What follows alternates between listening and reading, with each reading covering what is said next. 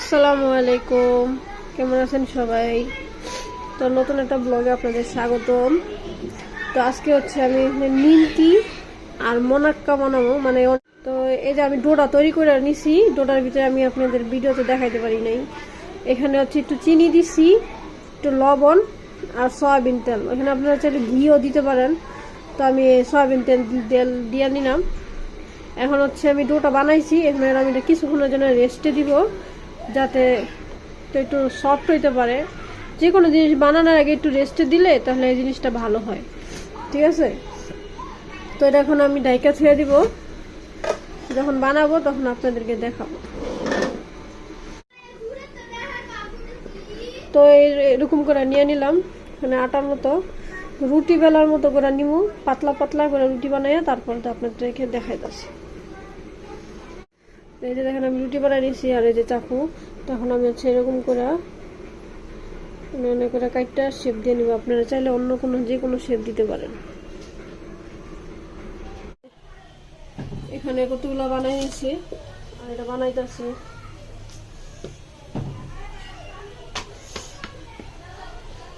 আমাদের এখানে কারেন্ট নাই, কারেন্ট চলে গেছে, অন্য ঘরে বানাইতেছি।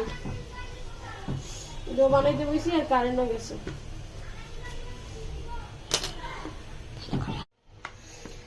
তো এবারে ডোটা কিন্তু একটু বেশি মোটা করে নিছি। এবারে ডোটা হচ্ছে নিমকি বানাবো না, এটা হচ্ছে লালু বানাবো। অনেকে মোনাক্কা বলে।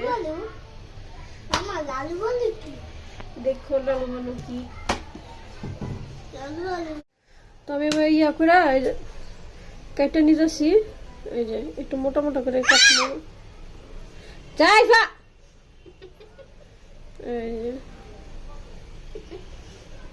তো আমি কিন্তু কাইটা নিছি, আর এই মোনাক্কাটা বানাইতে গেলে কিন্তু একটু মোটা সাইজ হবে। এই যে এরকম মোটা সাইজ করে কাইটা নিতে হয়।